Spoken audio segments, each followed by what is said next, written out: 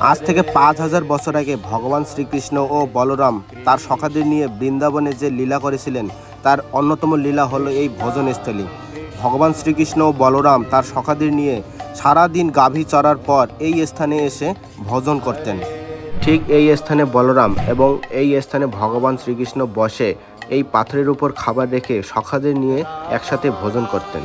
৫,০০০ বছর আগে ভগবান শ্রীকৃষ্ণ সখাদের নিয়ে যে লীলা করেছিলেন সেই দিব্য স্থানটি এখনও বৃন্দাবনে বর্তমান দর্শন পাওয়া যায়।